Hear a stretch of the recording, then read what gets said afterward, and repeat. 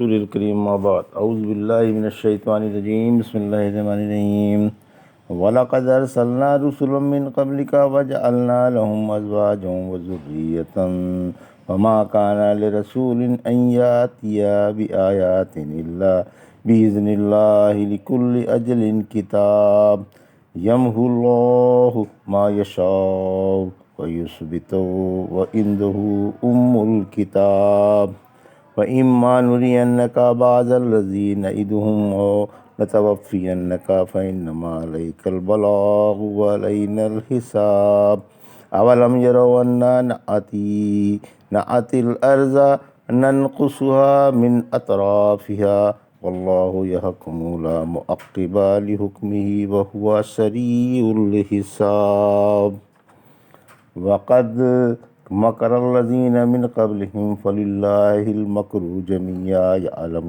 مَا تَكْسِبُ كُلُّ نَفْسٍ وَسَيَعْلَمُ الْكُفَّارُ لِمَنْ عُقْبَى الدَّارِ وَيَقُولُ الَّذِينَ كَفَرُوا لَسْتَ مُرْسَلًا قُلْ كَفَى بِاللَّهِ شَهِيدًا بَيْنِي وَبَيْنَكُمْ وَمِنْ عِندَهُ عِلْمُ الْكِتَابِ۔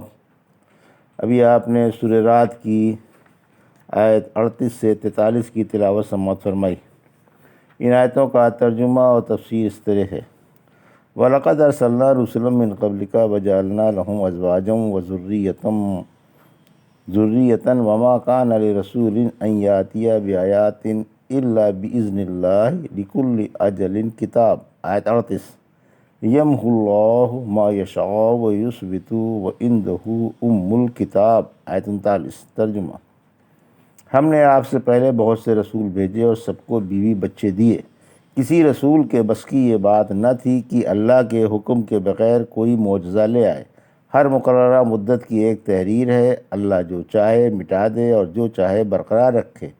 لوح محفوظ اسی کے پاس ہے۔ یہ ترجمہ تھا سورہ رات کی آیت 38 اور 39 کا۔ تفسیر: آیت 38: بشر ہی انبیاء ہوئے، یعنی اے پیارے نبی، جس طرح ہم نے آپ کو ایک بشر اور رسول بنا کر بھیجا، اسی طرح آپ سے پہلے انسانوں ہی کو رسول بنا کر بھیجا گیا تھا، جو کھاتے پیتے اور بازاروں میں چلتے پھرتے تھے، بیوی بچوں والے بھی تھے، عورتوں کے پاس بھی جاتے تھے اور ان کے اولاد بھی ہوتی تھی۔ تمام نبیوں کے سردار اور خاتم الانبیاء صلی اللہ علیہ وسلم کے بارے میں فرمایا۔ سورہ کہف کی آیت 94 میں آپ صاف صاف کہہ دیں کہ میں تم جیسا ایک انسان ہوں، البتہ میرے پاس یہ وحی آتی ہے کہ تمہارا معبود صرف ایک ہے۔ رحمت عالم صلی اللہ علیہ وسلم نے فرمایا، میں نفلی روزے بھی رکھتا ہوں اور چھوڑ بھی دیتا ہوں، شب دار بھی رہتا ہوں اور سو بھی جاتا ہوں، گوشت بھی کھاتا ہوں اور عورتوں سے نکاح بھی کرتا ہوں، لہذا جس نے میری سنت سے منہ پھیرا وہ میرا نہیں۔ یہ چار باتیں پیغمبروں کی ہیں: خوشبو لگانا، نکاح کرنا، مسواک کرنا اور مہندی لگانا۔ کوئی رسول اللہ کے حکم کے بغیر معجزہ نہیں دکھا سکتا۔ پھر فرمایا کہ اللہ کے حکم کے بغیر معجزہ ظاہر کرنا رسول کے بس کی بات نہیں ہے۔ دراصل معجزہ اللہ ظاہر کراتا ہے، اس میں رسول کا کوئی دخل نہیں ہوتا۔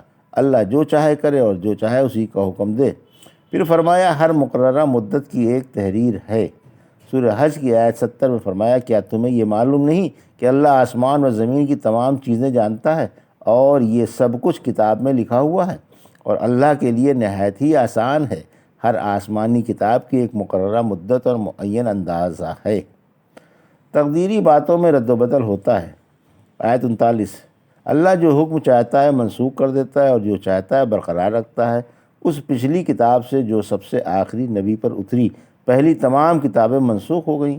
اللہ نے تمام سال کے کام مقرر فرما دیے، پھر ان میں سے جسے چاہا مٹا دیا اور جسے چاہا بحال رکھا۔ البتہ حیات و موت اور شقاوت و سعادت میں رد و بدل نہیں ہوتا۔ ابن عباس تعالیٰ فرماتے ہیں، اللہ جو چاہے بدل دے اور جسے چاہے بحال رکھے۔ یہ تمام باتیں ام الکتاب میں ہیں جو اللہ کے پاس ہے اور ناسخ ہے، اور ہر بدلی جانے والی اور برقرار رہنے والی بات دوسری کتاب میں ہے۔ وَإِمَّا نُرِيَنَّكَ بَعْضَ الَّذِي نَعِدُهُمْ أَوْ نَتَوَفِّيَنَّكَ فَإِنَّمَا عَلَيْكَ الْبَلَاغُ وَعَلَيْنَا الْحِسَابُ۔ آیت 40: اولم یروا انا ناتی الارض ننقصها من اطرافها واللہ یحکم ما معقبہ لحکمہ وہو سریع الحساب۔ آیت 41 ترجمہ۔ اگر ہم ان کافروں سے کیے ہوئے وعدوں میں سے کوئی وعدہ آپ کو دکھا دیں یا آپ کو وفات دے دیں تو آپ کے ذمے محض اللہ کا پیغام پہنچا دینا ہے اور حساب ہمارے ذمے ہے۔ کیا انہوں نے دیکھا نہیں کہ ہم زمین کے کناروں سے زمین گھٹاتے چلے آ رہے ہیں، اور اللہ ہی حکم کرتا ہے، اس کا حکم کوئی ٹالنے والا نہیں، اور وہ جلدی حساب لے لے گا۔ یہ ترجمہ تھا آیت 40 اور 41 کا۔ تفسیر۔ آیت 40۔ عذاب اللہ کے اختیار میں ہے، یعنی ہم مخالفین اسلام پر خواہ آپ کی زندگی میں عذاب لے آئیں یا آپ کے بعد، آپ کا جو فرض تھا آپ اسے ادا کر چکے۔ ان کے عملوں کا حساب اور ان کی شرارتوں کا بدلہ ہمارے ذمے ہے۔ فرمایا آپ نصیحت کرتے رہیں کیونکہ آپ نصیحت کرنے والے ہیں، آپ ان پر داروغہ نہیں۔ آپ کی نصیحت سے جو اعراض کرے گا اور اسے نہ مانے گا، اللہ پاک اس کو سنگین سزا دے گا۔ بلا شبہ انہیں ہمارے ہی پاس لوٹ کر آنا ہے اور ہمارے ہی ذمے ان کا حساب ہے۔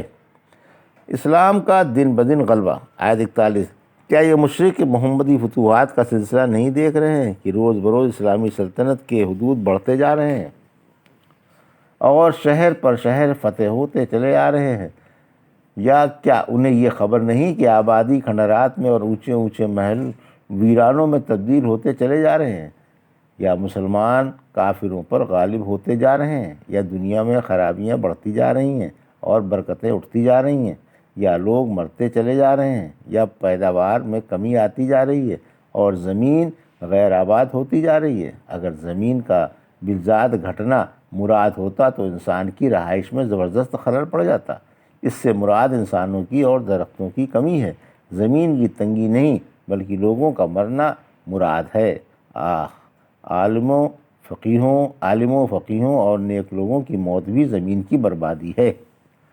وَقَدْ مَكَرَ الَّذِينَ مِنْ قَبْلِهِمْ فَلِلَّهِ الْمَكْرُ جَمِيعًا يَعْلَمُ مَا تَكْسِبُ كُلُّ نَفْسٍ وَسَيَعْلَمُ الْكُفَّارُ لِمَنْ عُقْبَى الدَّارِ۔ آیت 42 ترجمہ۔ ان سے پہلوں نے بھی تدبیریں کی تھیں، پھر اصل تدبیر تو اللہ ہی کی ہے، وہ ہر شخص کی کمائی جانتا ہے، اور کافروں کو ابھی معلوم ہوا جاتا ہے کہ اس گھر کا نیک انجام کس کے لیے ہے۔ یہ ترجمہ تھا آیت 42 کا۔ تفسیر۔ مستقبل مسلمانوں ہی کا شاندار ہے۔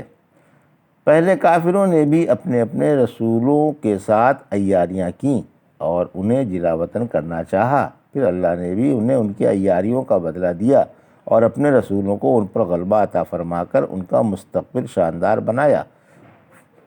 سورہ انفال کی آیت 30 میں فرمایا، اور جب کافر یہ تجویز سوچ رہے تھے کہ کسی نہ کسی طرح آپ کو گرفتار کر لیں یا قتل کر ڈالیں یا جلا وطن کر دیں، وہ تو اپنی عیاریوں میں مصروف تھے اور اللہ ان کے انتظار میں تھا، اور اللہ بہترین تدبیر والا ہے۔ سورہ نمل کی آیت 50 سے 52 نے فرمایا، انہوں نے بڑی چالیں کیں اور اللہ نے بھی انہی کی چالوں کا خوب بدلہ دیا اور انہیں خبر بھی نہ ہوئی۔ اب آپ غور تو کریں کہ ان کی چالوں کا کیسا برا انجام ہوا۔ ہم نے ان سب کو ان کی قوم کی غارت کر دیا، ان کے گھر ان کے ظلم کی وجہ سے کھنڈہر پڑے ہوئے ہیں۔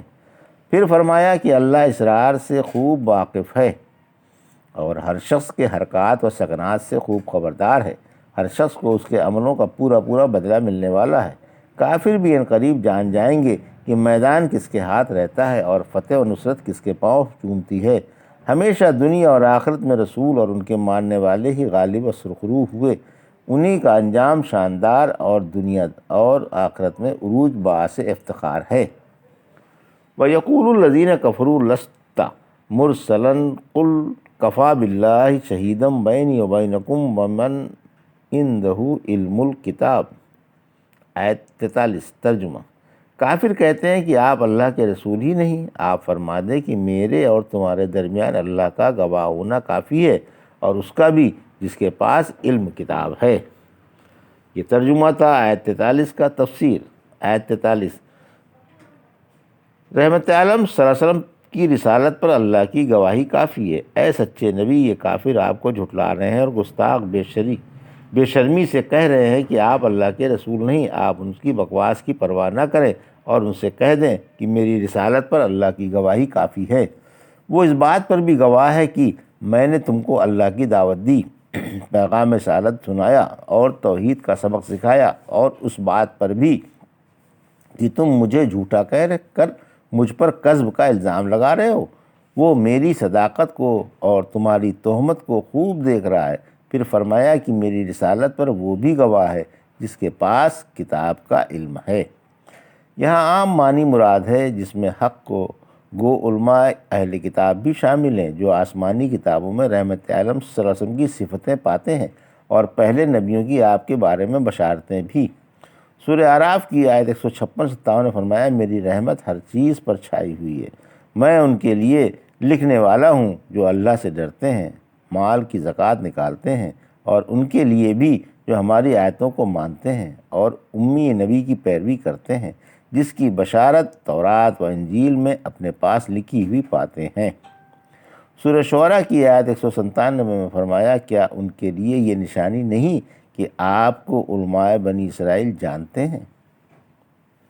یہ تھا سورہ رعد کی آیت 38 سے 43 کا ترجمہ اور تفسیر جو بھی آپ نے سماعت فرمائی۔ الحمدللہ سورہ رعد پائے تکمیل کو پہنچی۔ بارک اللہ لی و لکم فی القرآن الحکیم و نفعنی وایاکم بآیات الذکر الحکیم۔